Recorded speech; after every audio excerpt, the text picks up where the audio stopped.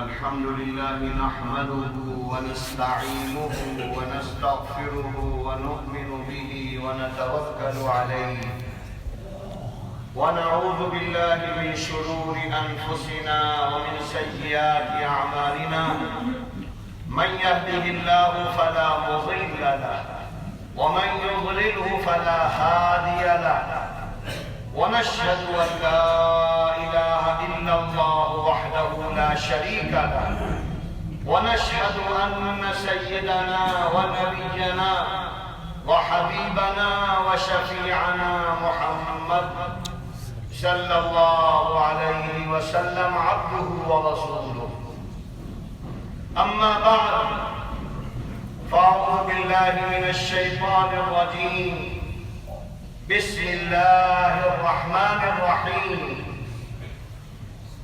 أحل الله البيع وحرم الربا وقال تعالى يمحق الله الربا ويربي الصدقات وقال تعالى رجال لا تلهيهم تجارة ولا بيع عن ذكر الله وإقام الصلاة وإيتاء الزكاة يخافون يوما تتقلب فيه القلوب والأبصار صدق الله العلي العظيم. محترم حضرات، دینی اور ایمانی بھائیوں،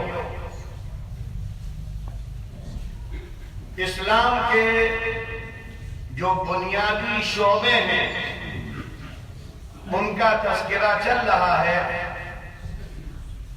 سب سے پہلا شعبہ عقائد کا ہے، دوسرا شعبہ عبادات، اور عبادات میں اہم عبادتیں جو ہیں وہ نماز، روزہ، زکوٰۃ اور حج ہے. اس کے بعد تیسرا شعبہ معاملات کا ہے، یعنی ہمارے درمیان میں لین دین کا طریقہ کیا ہو، بیچنے والے کا کیا حق ہے اور خریدنے والوں کا حق کیا ہے. بیع و شراء جس کو تجارت کہتے ہیں، اللہ تعالیٰ نے قرآن میں یہ بات ذکر کی ہے کہ اللہ نے تجارت کو، بیع شراء کو حلال قرار دیا. احل اللہ البیع، لہذا جو چیزیں حلال ہیں اس کا مطلب ہے کہ ان کو کرو. حلال اس لیے کی گئی ہیں کہ ان کو کرو تو. اور دوسری بات قرآن نے کہا کہ سود حرام ہے، لہذا جب حرام ہے تو اس سے بچو. اور اسی آیت میں اللہ نے یہ بھی ذکر کیا اگر تم سودی کاروبار کرتے رہو گے تو اللہ تعالیٰ تمہاری روزی کو مٹاتا چلا جائے گا. دیکھنے میں تم کو بڑھتا ہوا چاہے نظر آئے لیکن انجام اس کا بربادی ہے، دنیا میں بھی آخرت میں بھی. جس کو اللہ نے فرمایا یمحق اللہ الربا، اللہ سودی لین دین کو، سودی کاروبار کو مٹاتا چلا جاتا ہے، مٹاتا چلا جاتا ہے. وَيُرْبِي الصَّدَقَاتِ، اور صدقات و خیرات کو بڑھاتا چلا جاتا ہے. یہاں تک کہ احادیث میں آتا ہے کہ تم تھوڑا سا بھی اگر اللہ کے راستے میں صدقہ دو گے، اللہ تمہارے اخلاص کی وجہ سے بڑھاتے بڑھاتے بڑھاتے ہو سکتا ہے کہ ایک کھجور کو احد پہاڑ کے برابر بنا دے. اور فرمایا گیا کہ اس طرح اللہ اپنی تربیت میں صدقات و خیرات کو بڑھاتا ہے جس طرح لوگ اور کسان اپنے جانوروں کو، اونٹ کو اور گھوڑے کو بچہ ہوتا ہے دیکھ ریکھ کرتے رہتے ہیں یہاں تک کہ جوان ہو باقاعدہ یہ مثال دی گئی ہے۔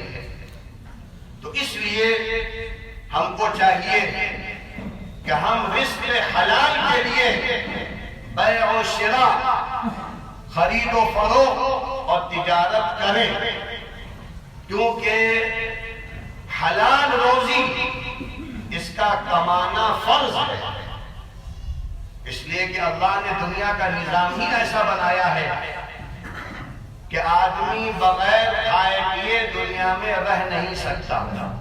یہ اللہ نے فطرت بنائی ہے، پیٹ بنایا ہے، جسم ایسا بنایا ہے کہ بھوک لگے گی، پیاس لگے گی۔ اب بھوک لگے گی، پیاس لگے گی، کہ یہ بڑی اہم ضرورت ہے۔ جس طرح اللہ نے ہمارا جسم ایسا بنایا ہے کہ ہم کو سردی بھی لگے گی اور گرمی بھی لگے گی۔ جب سردی لگے گی، گرمی لگے گی، تو ہمیں گھر بنانا پڑے گا۔ جانوروں کو اللہ نے ایسا نہیں بنایا ہے، ان کے جسم ایسے بنا دیے ہیں کہ سردی ہو گرمی ہو اللہ ان کی حفاظت کرتا ہے، کھال کے ذریعے سے، ان کے بالوں کے ذریعے سے۔ لیکن انسان کا جسم بہت نازک ہے، اگر وہ گرمی اور سردی میں نہیں بچے گا بہت بڑی بیماریاں آ جائیں گی۔ تو اس لیے گرمی سے بچنا، سردی سے بچنا، اپنے جسم کی حفاظت کرنا یہ فریضہ ہے۔ اسی طرح بھوک کا لگنا یہ فطرت ہے، اور بھوک کو بجھانے کے لیے، بھوک کو ختم کرنے کے لیے اللہ نے ہزاروں حلال چیزیں پیدا کی ہیں۔ تو فرمایا ہے کہ ہم نے اے انسان تیرے لیے پیدا کی، پھل تیرے لیے پیدا کیے، سبزیاں تیرے لیے پیدا کی، جانور تیرے لیے پیدا کیے۔ تو اس لیے حلال کو حاصل کرنے کی کوشش کرو اور حرام سے بچو۔ ان ساری آیتوں کو اگر دیکھا جائے تو معلوم یہ ہوتا ہے کہ بیع و شراء کرنا فریضہ ہے، رزق حلال کے لیے محنت کرنا یہ فریضہ ہے۔ اب ہم کو جب اللہ نے یہ فریضہ دیا ہے تو یہ دیکھنا چاہیے کہ کیا چیزیں جائز ہیں، کیا چیزیں ناجائز ہیں۔ جس طرح اللہ نے ہم کو نماز پڑھنے کا حکم دیا تو ہمارے اوپر فریضہ ہے کہ ہم یہ جانیں کہ نماز کیسے پڑھی جائے گی۔ اگر ہم نے سیکھا نہیں نماز کو تو نماز پڑھتے رہیں گے اور الٹی سیدھی پڑھتے رہیں گے، اللہ کے مقبول ہی نہیں ہوگی۔ اس لیے کہ عبادتیں اندازے سے نہیں کی جاتی ہیں، سیکھ کر کی جاتی ہیں۔ لہذا ہم نے سیکھا کہ نیت کیسے کریں گے، ہاتھ کیسے اٹھائیں گے، ہاتھ کہاں باندھیں گے، رکوع کیسے کریں گے، سجدہ کیسے کریں گے۔ جب یہ ساری چیزیں ہم نے سیکھی تو ہماری نماز صحیح بنی، اور جو لوگ نہیں سیکھ رہے ہیں ان کی نماز الٹی سیدھی ہے، اور جس کی نماز الٹی سیدھی ہوگی تو اس کو ثواب بھی ادھورا ملے گا، ناقص ملے گا۔ اسی طریقے سے تجارت فرض ہے، مال حلال کو کمانا فرض ہے، تو ہمارے لیے ضروری ہے کہ ہم یہ ضابطہ اور یہ اصول معلوم کریں، کیسے خرید و فروخت ہوگی، کیسے تجارت ہوگی، بیچنے والے کے کیا حق ہیں، خریدنے والوں کے حقوق کیا ہیں۔ بغیر جانے ہوئے اگر ہم مارکیٹ میں چلے گئے تو دھوکہ بھی کھائیں گے، اور اگر ہم نے یہ سوچا کہ دنیا میں جو چل رہا ہے ہم بھی وہی کریں گے تو اس کا مطلب یہ ہے کہ ہم کہہ رہے ہیں کہ اے اللہ تیرا قانون ہم نہیں مانیں گے، قرآن کو ہم نہیں مانیں گے، حدیث کو نہیں مانیں گے، ہم تو دنیا کے قانون کو مانیں گے۔ اس کا مطلب یہ کہ ہمارا ایمان چلا گیا، دکان کے ذریعے سے ایمان چلا گیا۔ اس لیے ہم کو جاننا بھی ضروری ہے، جاننے کے بعد ماننا یعنی عمل کرنا بھی ضروری ہے۔ تو بیع و شراء میں اللہ کے رسول صلی اللہ علیہ وسلم نے ایک حدیث میں فرمایا البیعان بالخیار، ما لم يتفرقا فإن صدقا وبينا بورك لهما وإن كتما وكذبا محقت برکت بیعہما۔ بیع و شراء کرنے والے، خرید و فروخت کرنے والوں کو اختیار حاصل ہے، وہ چاہے تو اپنی بیع کو رد کر دیں، ختم کر دیں۔ ابھی معاملہ کر رہے ہیں، کہا کہ نہیں ہم نہیں لیں گے، یا شرط لگا دی کہ بھئی دیکھیے ہم گھر پہ جا کے دکھائیں گے، اگر گھر والوں کو پسند آیا تو لیں گے ورنہ نہیں لیں گے، یہ سب شرطیں لگا دی جاتی ہیں تو یہ بھی جائز ہے۔ تو اختیار حاصل ہے جب تک بات چیت چل رہی ہے، آپ چاہیں تو نہ لیں، چاہے لے لیں۔ اور پھر فرمایا گیا اگر بیع و شراء میں بائع نے اور مشتری نے سچ بولا، آپ جو چیز دکھا رہے ہیں بالکل کلیئر ہے، دیکھیے یہ کپڑا ہے، یہ سامان ہے، یہ گیہوں ہے، یہ چاول ہے، آپ کے سامنے ہے، دیکھ لیجئے اس کو اچھی طرح، سچ بولا اور امانتداری کے ساتھ معاملہ کیا، دھوکہ نہیں دیا۔ 1 سال پرانا مال ہے، کہہ رہے ابھی کا آیا، ابھی آیا ہوا ہے، یہ دھوکہ ہو گیا۔ کپڑے کے اندر داغ ہیں، دھبے ہیں، کٹا ہوا ہے، آپ نے کہا تھان لے لیجئے ہم آپ کو سستا دے دیں گے، اگر آپ کو معلوم ہے کہ اس میں کٹ لگا ہے، اس میں داغ ہیں، تو آپ کے لیے لازم ہے کہ بیچنے والے سے کہیں کہ دیکھیے اس میں 5 کٹ لگے ہیں اور 5 دھبے ہیں، آپ دیکھ لیجئے، اگر سمجھ میں آئے تو لے لیجئے۔ جو بھی چیز ہے صراحت کرنی ہے۔ اور ایک موقع پر اللہ کے رسول صلی اللہ علیہ وسلم بازار گئے، کیونکہ آپ نبی تھے، آپ قائد تھے، آپ حاکم وقت تھے، بازاروں میں چکر لگاتے تھے، کہیں امانت کے خلاف تو نہیں ہو رہا۔ ایک بازار میں آپ گئے اور بارش ہو گئی تھی، غلوں کے ڈھیر لگے تھے، اوپر سے سوکھا سوکھا غلہ تھا، نیچے دری تھی۔ اللہ کے رسول صلی اللہ علیہ وسلم غلے کے پاس گئے اور اپنا ہاتھ نیچے سے ڈالا اور نیچے سے ہاتھ ڈال کر اوپر کر دیا اور کہا کہ لوگوں دیکھو یہ گیلا ہے گیہوں، اور پھر فرمایا بیچنے والوں سے من غل فلیس منا، جو دھوکہ دھڑی کر کے بیچے گا اس کا ہم سے کوئی تعلق نہیں،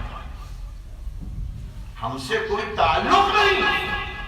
آج ہم نے دھوکے کو ہنر بنا دیا، مکر و دجل کو کہتے ہیں بہت ہوشیار ہے فلاں صاحب، خراب نوٹ ایسا چھپا کے دیتے ہیں کہ رات کے اندھیرے میں لے کے نکل جاتا ہے آدمی۔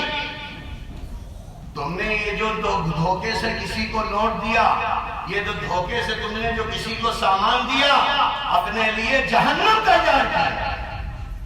دھوکے والا تو لے گیا بیچارہ، ٹھیک ہے، ہائے ہائے کرے گا اور پھر بد دعائیں بھی دے گا تم کو، تو اس کی آہیں بھی لگیں گی، بد دعائیں بھی لگیں گی، اور آخرت میں تم بچو گے نہیں، کیونکہ اللہ کے رسول کا فرمان ہے من غش فلیس منا، جس نے دھوکہ دھڑی کی اس کا ہم سے تعلق نہیں۔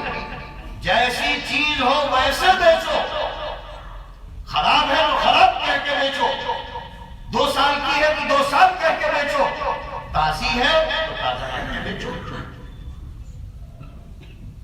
لہذا جو بھی سچ بولے گا تجارت میں، بیع و شراء میں، خرید و فروخت میں، امانت داری کا خیال کرے گا، تو اللہ کے رسول نے فرمایا کہ اس کی بیع و شراء پاکیزہ بن گئی، بابرکت بن گئی، اور اتنی بابرکت کہ ایک حدیث میں فرمایا التاجر الصدوق الامین یحشر مع النبیین والصدیقین والشہداء، جو تجارت کرنے والا امانت داری کے ساتھ، سچائی کے ساتھ تجارت کر رہا ہے، جھوٹ نہیں بولتا، مکر نہیں کرتا، دج نہیں کرتا، تو اللہ تعالیٰ اس کو اتنا بڑا مقام عطا فرمائے گا کہ کل میدان حشر میں وہ نبیوں کے ساتھ ہوگا۔ ایک تاجر دکان میں بیٹھنے والا نبیوں کے ساتھ ہوگا، صدیقین کے ساتھ ہوگا، شہداء کے ساتھ ہوگا۔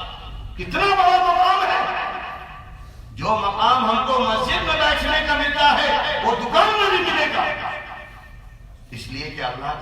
نے بھی تو تجارت کی تھی، تجارت کرنا بھی سنت ہے. صحابہ نے تجارت کی، کسانی کی، غلہ بیچا، سبزیاں بیچی. اگر آدمی یہی سوچ کر دکان لگائے، یہی سوچ کر ٹھیلا چلائے تو ٹھیلا چلانا بھی سنت، بیٹھنا بھی سنت، بازاروں میں کپڑا لے کر بیٹھنا بھی سنت. آج ہم نے یہ ساری چیزیں نکال دی. نتیجہ یہ ہے کہ مکر و دجل کا ایک میدان ہے، جہاں دیکھ لیجیے دھوکہ ہی دھوکہ ہے، اور دھوکے کو ہنر بنا دیا گیا ہے. اس سے ہمیں بچنا ہے، ورنہ ہماری محنت صبح سے شام تک ہم پسینہ بہا رہے ہیں، یہ پسینہ ہم کو جہنم میں لے جائے گا. کیوں؟ اس لیے کہ ہم نے بیع و شراء میں دھوکہ دیا ہے، غلط بیانیاں کی ہیں، جھوٹ بولا ہے. اسی کو اللہ کے رسول نے فرمایا فَإِن كَتَمَ وَكَذَبَ، اگر کسی نے چھپایا عیب کو، اپنی چیز خراب ہے اس کو چھپا دیا، چھپا کر بیچ دیا، اور جھوٹ بول کر اگر بیع و شراء کی تو بیع و شراء کی برکت ختم کر دی جائے. آج ہم کو جائزہ لینا چاہیے. آج اپنی زندگی میں کتنے لوگ ہیں تجارت کر رہے ہیں لیکن خسارہ ہو رہا ہے، نقصان ہو رہا ہے، پریشانیاں ہیں. کتنے لوگ آ کر پوچھتے بھی ہیں کہ مولانا کیا بات ہے، تو ان کو غور کرنا چاہیے. ہو سکتا ہے کہ وہ حرام راستے سے تجارت کر رہے ہیں، جھوٹ بول رہے ہیں، مکر کر رہے ہیں، تو اللہ کی مار ہے، اللہ کی پکڑ ہے. اور یہ بھی ہو سکتا ہے کہ تجارت کو محنت سے کر رہے ہیں لیکن زکوٰۃ نہیں نکالتے، صدقات نہیں نکالتے، خیرات نہیں کرتے، تو پکڑ دونوں طریقے سے ہو سکتی ہے. اس لیے ہم کو چاہیے کہ تجارت کرے اسلامی ضابطوں کو سیکھ کر. اسی لیے حضرت عمر فاروق اپنے دور حکومت میں انہوں نے یہ شرط لگا دی تھی، جو آدمی بھی بازار میں دکان کھولتا تھا تو کہتے تھے کہ تم نے بیع و شراء کے مسائل سیکھے ہیں یا نہیں سیکھے. اگر کوئی کہتا کہ نہیں ابھی ہم نے نہیں سیکھے تو کہتے تھے تم کو دکان کھولنے کی اجازت نہیں ہے. یہ ضابطہ ہے، جائز ہی نہیں دکان کھولنا. اگر تم کو حلال نہیں معلوم، حرام نہیں معلوم، تم تو حرام سے بچو گے کیسے، حلال کو کیسے اختیار کرو گے. اسی لیے اللہ نے اگر حلال طریقے پر روزی ہو فرمایا رجال، کتنے ایسے اللہ کے بندے ہیں خوف کرنے والے اولیاء اللہ. رجال اللہ کن کو کہا جاتا ہے؟ اللہ والے، اولیاء اللہ کون ہیں؟ لا تلہیہم تجارت ولا بیع عن ذکر اللہ، وہ اللہ کے بندے ہیں جن کو خرید و فروخت اور تجارت اور دکان اللہ کے ذکر سے غافل نہیں کرتے. نماز کا وقت ہوا، اذان ہو رہی ہے، دکان بند کر دیا. اس وقت گاہک آئیں گے شیطان کی شکل میں، لیکن اگر ایمان ہے تو بند کر دو، ڈھانپ دو اس کو. اللہ آواز دے رہا ہے، مسجد سے سجائیں لگ رہی ہیں، تو اس کا مطلب ہے کہ تم اللہ والے ہو رہے ہو. اذان کے وقت دکان کا بند کر دینا اور نماز کا اہتمام کرتے ہیں، اپنی تجارت کی زکات نکالتے ہیں اور اللہ سے ڈرتے رہتے ہیں. یہ رجال اللہ کی صفت ہے. اس لیے ہم کو چاہیے کہ ہم مسجد میں ہوں تو اللہ کے احکامات کا خیال رکھیں. یہ اللہ کا گھر ہے، یہاں چیخیں نہیں، چلائیں نہیں، دنیا کی باتیں نہ کریں. مسجد اس لیے نہیں ہے. جب دکان پر ہو تو رزق حلال کے لیے کوشش کریں، حلال طریقے پر دکان کو آگے بڑھانے کی کوشش کریں، سودی قرضے سے بچیں. کتنے کتنے لوگ ہیں کہتے ہیں مولانا معیشت میں ترقی کے لیے، بڑا تاجر بننے کے لیے اگر سود نہیں لیں گے تو بڑا کام نہیں ہوگا، اور بڑا کام نہیں ہوگا تو پھر ہم زکوٰۃ صدقات اور مدرسے کیسے چلیں گے؟ یعنی دلیل دیکھیے کتنی اچھی دے رہے ہیں، ہم حرام پیسے سے مدرسہ چلائیں گے، سودی قرضے لیں گے اور تم کو چندہ دیں گے، خود بھی حرام خور اور مدرسوں کو بھی برباد کر کے رکھیں گے۔ آج یہی ہو رہا ہے، مدرسوں کے اندر سے روح کیوں نکل گئی کہ ان کو حلال معلوم نہ حرام معلوم۔ کتنے حرام ہیں جو چندے دے رہے ہیں، مدرسوں میں دے رہے ہیں، قرآن کی جگہوں میں دے رہے ہیں، خود بھی اپنی بربادی کا انتظام اور بچوں کو بھی برباد کر رہے ہیں حرام کھلا کھلا کے۔ تو ایسے لوگوں کے لیے سخت ترین وعیدیں ہیں۔ اپنی تجارت کو بڑھانے کے لیے سودی قرضہ لینا حرام ہے۔ سودی قرضہ اس وقت لے سکتے ہیں جبکہ آپ کو کھانے کو نہ ہو، جس کو استرار کہتے ہیں۔ آدمی بالکل بھوکا مر رہا ہے تو شریعت کہتی ہے سور کا گوشت کھا لو، 2 بوٹی کھا لو، زندہ رہنا، میدا کھا لو۔ لیکن اگر تم زندہ رہ سکتے ہو تو ایسی حالت میں میدا اور سور کھانا حرام ہے۔ اگر تمہارے پاس اتنی تجارت ہے کہ تم کما سکتے ہو، روزانہ بھوکے نہیں مرو گے، تو قرضہ لینا سود کا حرام ہے۔ تو تعویلات کر کے اور کسی طریقے سے لوگوں کو بیوقوف بنا کر، حیلے بہانے کر کے اگر تم مال حرام پر اپنے پیروں کو جماؤ گے تو اللہ کہتا ہے کہ تم کو مٹا کے رکھ دیں گے، فنا کر دیں گے۔ اور اتنا سخت اللہ کا غصہ ہے، اللہ نے کہا جو لوگ سودی کاروبار کرتے رہتے ہیں نہیں بچتے، ان سے ہمارا اعلان جنگ۔ کون ہے جو اللہ سے جنگ کرے گا؟ فرعون تو کر نہیں پایا، حامان تو کر نہیں پایا، تم کر لو گے۔ اعلان جنگ ہے جو سود پر اپنے کاروبار کو بڑھا رہے ہیں۔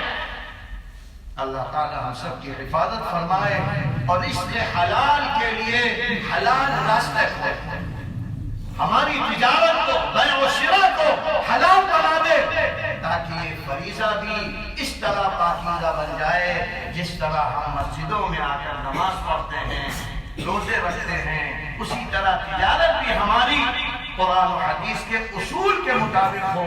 اور جس دن ایسا ہوگا تو اللہ کہتا ہے وہ برکتیں دیں گے جو ابو بکر، عمر، عثمان و علی کو دی تھیں، جو صحابہ کرام کو دی تھیں، اور کھیتی باڑی میں وہ سیلابی دیں گے جو مدینے کے اللہ نے انصار کو عطا فرمائی تھی۔ اللہ تعالی ہم سب کو ان کے نقش قدم پر چلنے والا اور صحابہ کرام کی ایک ایک صفت کو زندگی میں لانے والا بنائے۔ وآخر دعوانا ان الحمد للہ رب العالمین۔